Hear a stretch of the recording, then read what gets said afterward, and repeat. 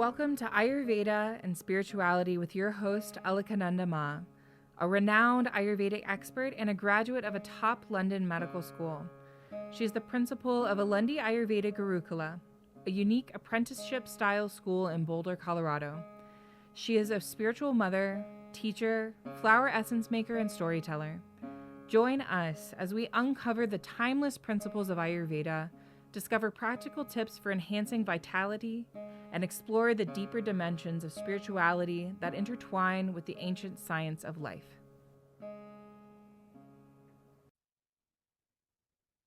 So welcome everyone. Welcome to Satsang. Satsang is a meeting of hearts, a gathering of friends to inquire into the truth.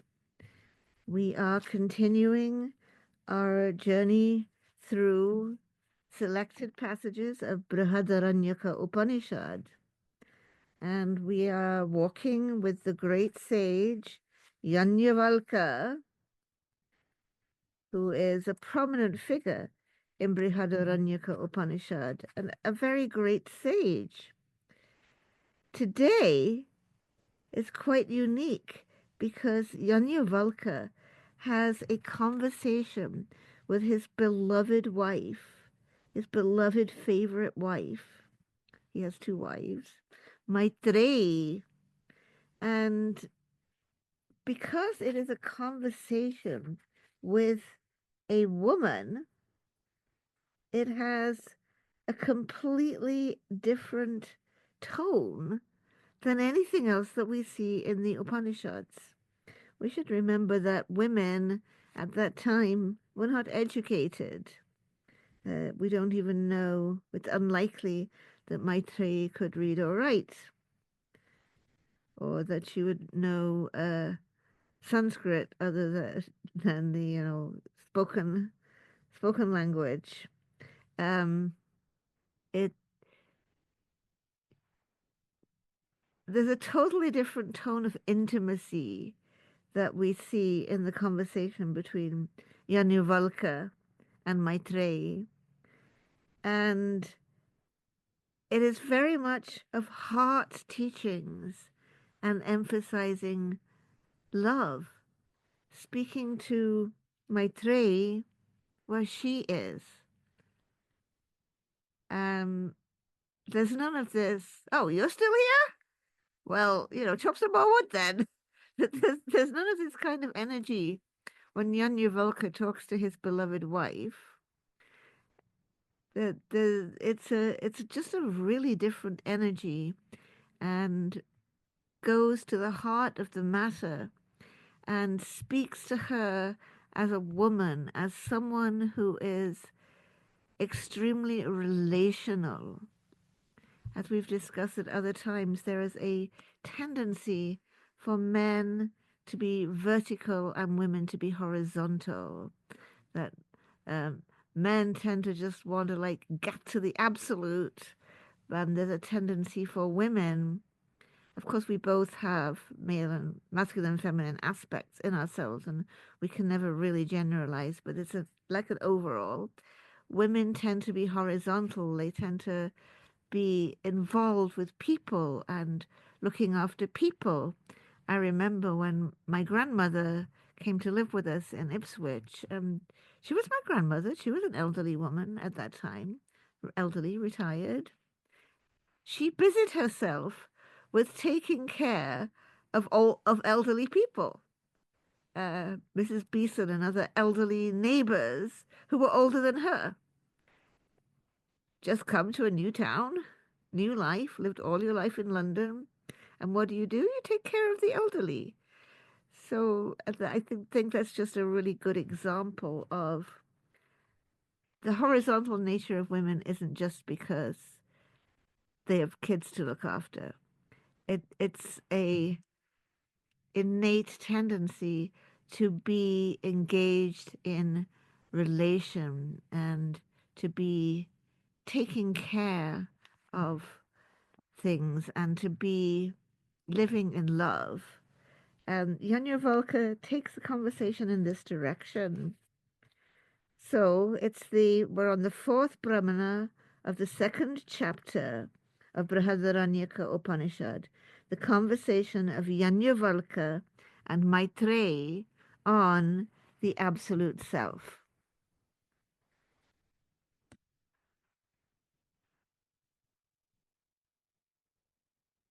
Maitreyi, said Yājñavalkya,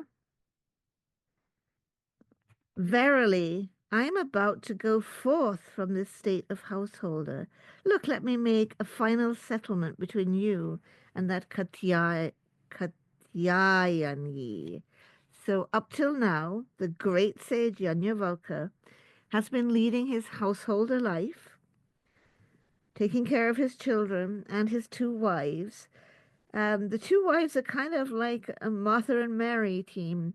Kātyāyanī is really the one who runs the household and is very much immersed in these affairs. And Maitreyi is the one who likes to sit and listen to the discussions of spiritual things and adhyatma that happen at the feet of her husband. So now he is going to leave the householder life and enter into the life of the grihasta, the forest dweller. And so he wants to divide all his property and wealth between Kātyāyanī and Maitreyi. But Maitreyi says, so, Venerable Sir, if this whole earth filled with wealth were mine, would I be immortal through that? No, said Yājñavalkya, you would be living like the life of the rich. But there is no hope of immortality through wealth. There are many nowadays among the tech bros who do not believe this. They actually believe that their wealth is going to bring them immortality. Disney, of course, I believe this is true, that he was frozen, awaiting the ability to bring him back to life. And today's billionaire tech bros believe that death is not real. Death is not a thing. They don't agree with Bhagavad Gita or Buddha that all must die. They don't want to face the fact of impermanence. They believe with enough technological enhancements, they will be able to live forever and continue being just as miserable as they've been all along. But Yājñavalkya says, wealth will not bring us immortality. Then Maitreyi said, what shall I do with that by which I do not become immortal? Tell me, Venerable Sir, what you do know of the way to immortality. And she actually calls him Bhagavan, the beloved husband, but she calls him Bhagavan, the gracious Lord. It's translated Venerable Sir, but it really means gracious Lord. Sahovacha Yājñavalkya Priya bhata arena sati priyam bhashase. Ah, my dear Priya, you have always been dear to me. And now you are saying very dear words. See the tone of intimacy? Come, sit down. Sit down. I'll explain it to you. And reflect carefully while I speak. The heart teachings are going to be given to the one who has always been dear and now speaks the dearest words. And he says, look, the husband is not dear, not priya, for the sake of the husband. The husband is dear for the sake of Atman, for the sake of the self. This is one of the most famous, this verse 5 is a little bit long, it's one of the most famous sections of the entire Upanishads. Look, not for the sake of the husband is the husband dear. The husband is dear for the sake of the self. Verily, Not for the sake of the wife. Is the wife dear? A wife is dear for the sake of the self. Starting right where they are, husband and wife, sitting down together, having a fireside chat. Verily, not for the sake of the sons. Are the sons dear?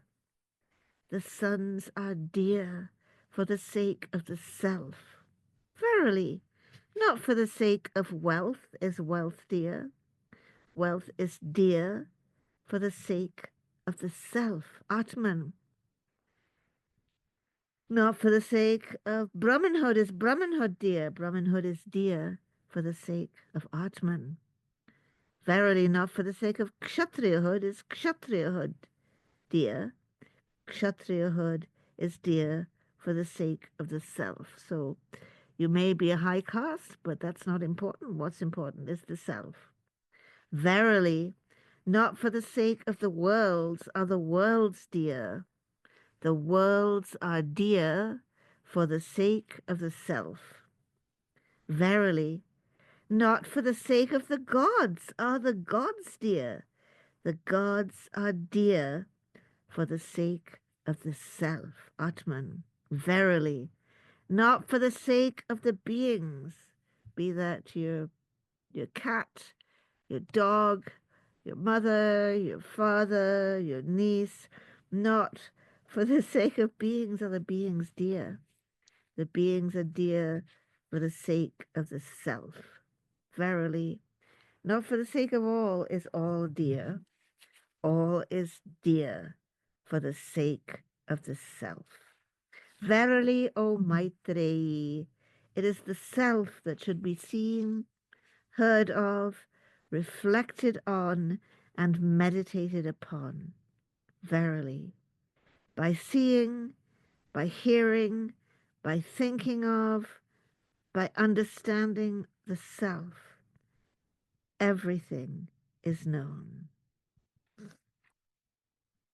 So that's like a tremendously important passage, just one verse, the whole thing, in which, starting with what is most important to her, her relationship with him, the husband she calls as Bhagavan, gracious Lord, he leads her to the understanding of the self.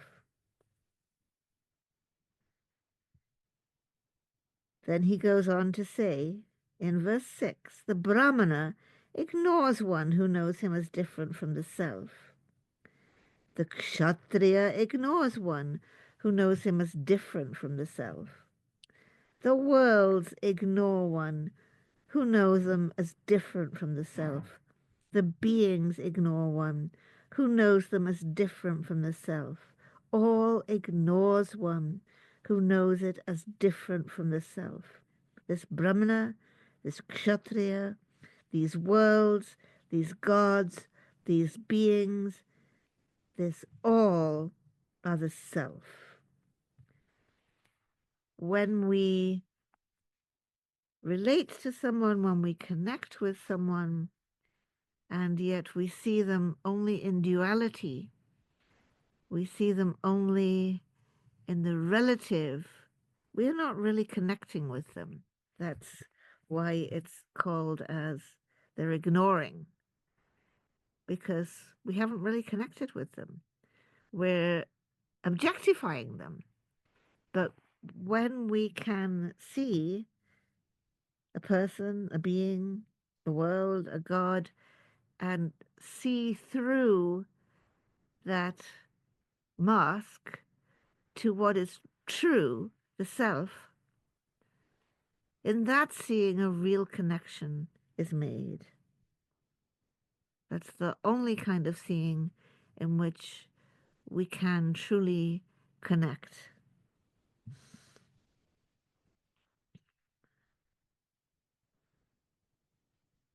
That's what sometimes the Indian people who are more traditional, they'll come and they'll want to touch feet. I suppose because I'm older than them. And okay, it might be kind of weird that someone wants to touch my feet, but they're not. The reason I let them is because it's not about me. It's the self. They're honoring the self, who they choose to see in many forms, including in the form of an elder. When we say namaste, it's not just something to say. Namaha te. Salutations to you, and we do it with the joined palms, because when we say namaste, we are saying, I am here to connect not with a relative being. I am here to see through you and see that you are a window to the absolute. You are a window to the self. So when we salute others with joined palms, we are trying to walk, striving to walk in this tradition. When we come and we honor someone, if it's a great guru, we not really touching the feet of that body, because the guru isn't the body. The guru is someone who is totally transparent to the self. So that's why we go and we bow before them, not for the sake of that head, trunk, arms, legs, etc. Verse 7, as when a drum is beaten, one is not able to grasp the external sounds, but by grasping the drum or the beater of the drum, the sound is grasped. As when a conch is blown, one is not able to grasp, you can't grasp a sound.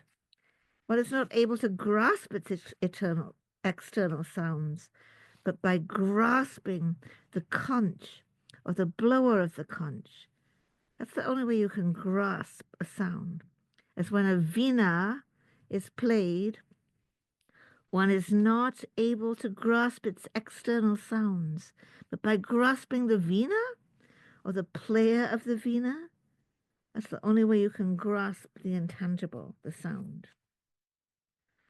And then he goes on to something that is a simple daily task for Maitreyi.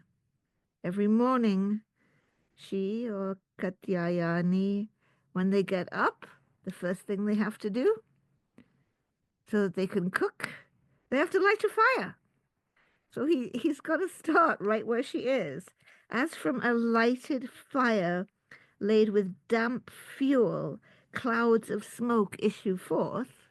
Even so, my dear, the Rig Veda, the Yajurveda, the Samaveda, Atharva, Vangirasa, history, ancient law, sciences, Upanishads, verses, aphorisms, explanations, and commentaries, they are all breathed forth.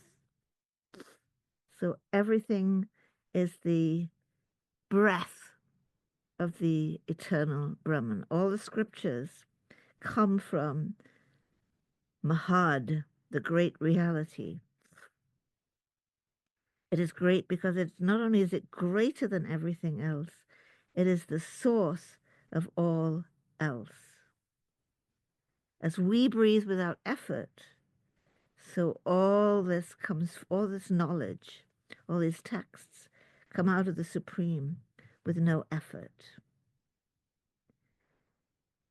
As all the rivers flow into one ocean, so the ocean is the goal of all waters, as the skin is the goal of all kinds of touch, as the nostrils are the goal of all smells, as the tongue is the one goal of all tastes, as the eye is the one goal of all forms, as the ear is the one goal of all sounds, as the mind is the one goal of all determinations, as the heart is the one goal of all forms of knowledge, as the hands are the one goal of all acts, as the organ of generation is the one goal of all kinds of enjoyment, as the excretory organ is the one goal of all evacuations, as the feet are the one goal of all movements, as speech is the one goal of all Vedas. So here you can see that we have gone through the Jnanendriyani, the sense organs, and the Karmendriyani, the action organs, and he's just explaining to Maitreyi how all of them only point to one thing.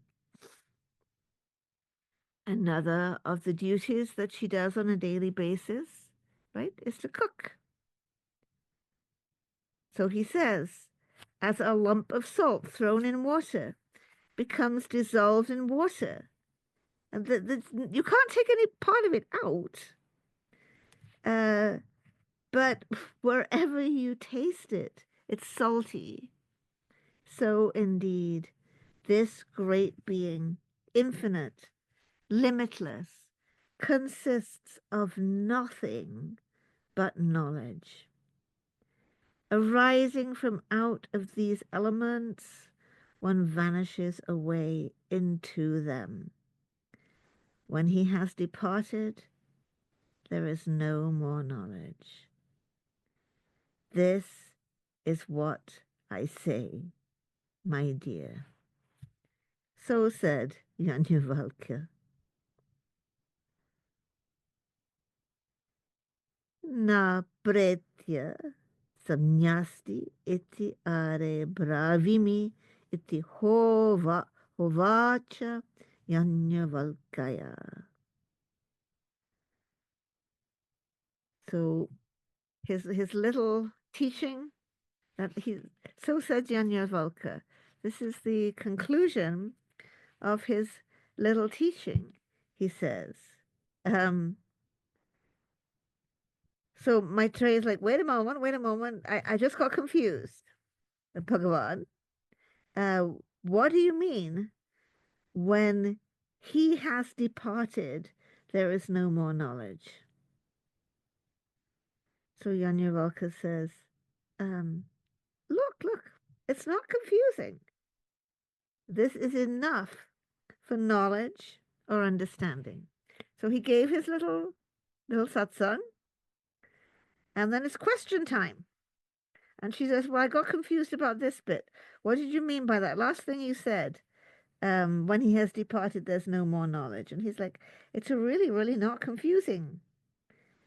The confusion, according to Radhakrishnan in his note, he says, the confusion is due to the seeming contradiction that the self is pure intelligence. And again, so when you've departed, there's no more knowledge. The same fire can't be both hot and cold. So Shankara, Radhakrishnan says that in Shankara's commentary, he points out that Brahman, the pure intelligence, remains unchanged. It doesn't pass out with the destruction of the elements, but the individual existence. And our individual existence is really due to our avidya. It's due to our radical ignorance, that individual existence that we think we have due to avidya, that is what is overcome. So that is the explanation that the commentators give. When he has departed, there's no more knowledge. So Yājñavalkya goes on to give some explanation for where there is duality, as it were. One smells another, one sees another, one hears another, one speaks to another, one thinks of another, one understands another.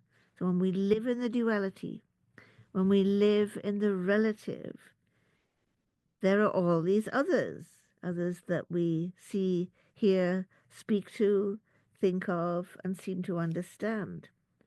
But once everything has become the self, by what and whom should one smell? By what and whom should one see? By what and whom should one hear?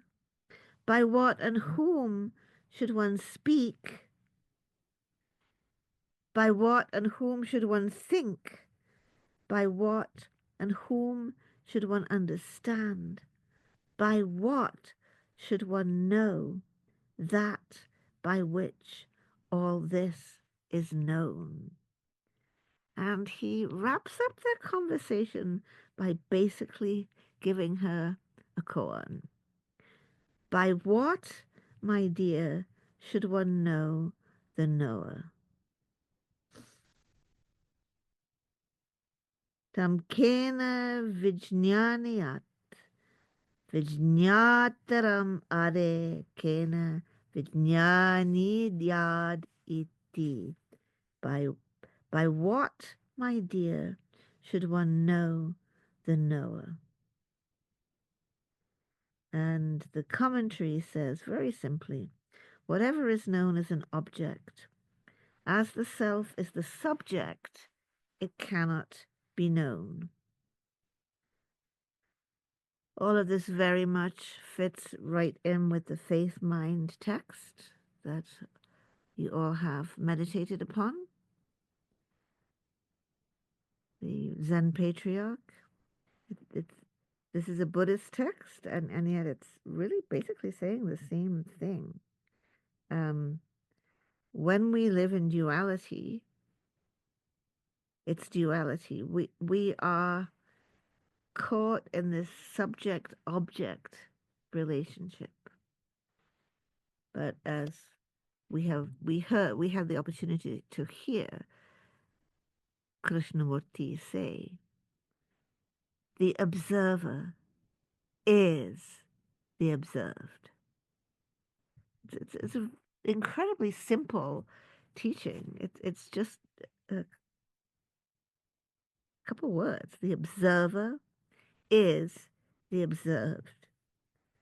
But once we can internalize that very simple teaching, there is no other.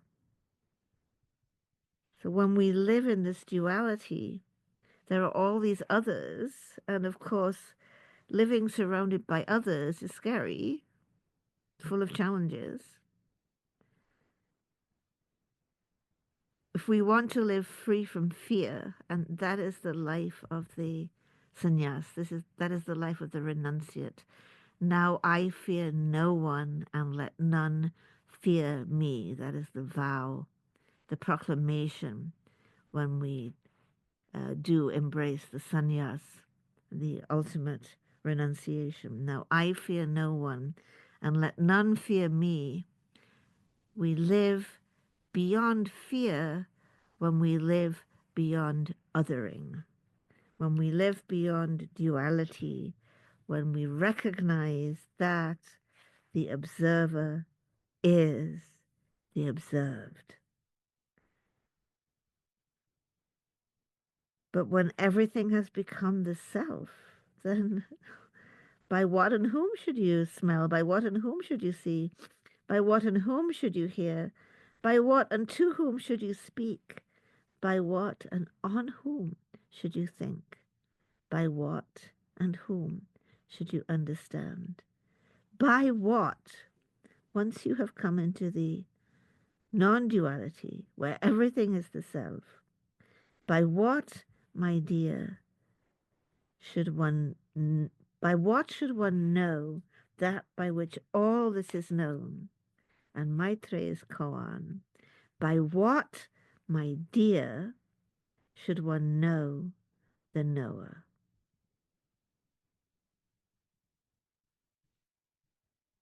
I just took a second of pause because that's it. By what, my dear, should one know the knower?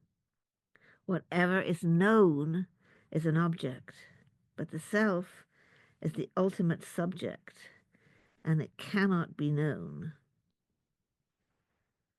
Many aspects of this passage point us to the beloved Sadguru in our lineage, the great Upasani Maharaj,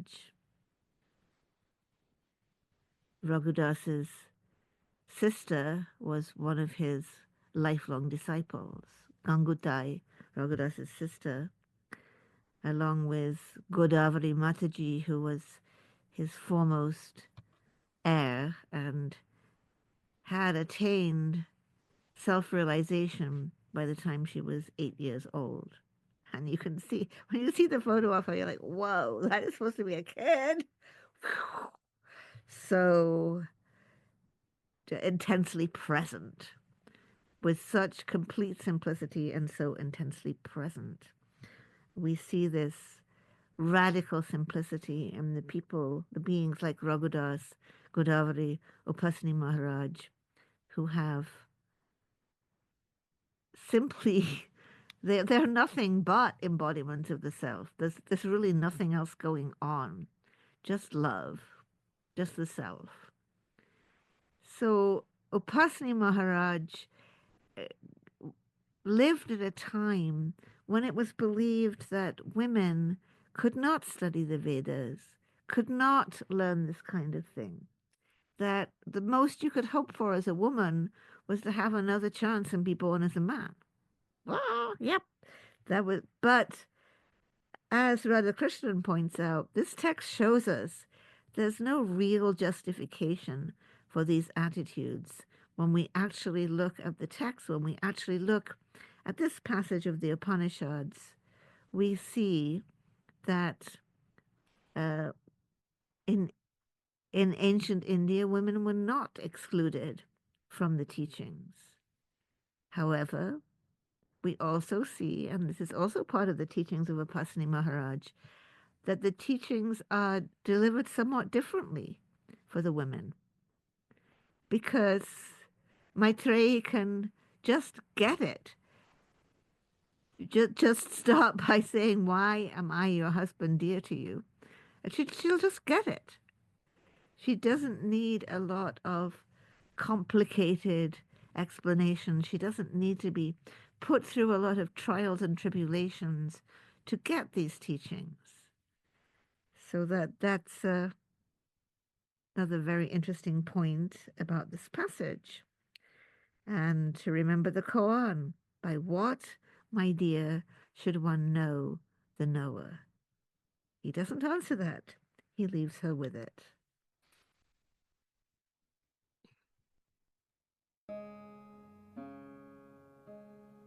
Thank you for tuning in to Ayurveda and Spirituality with Alakananda Ma.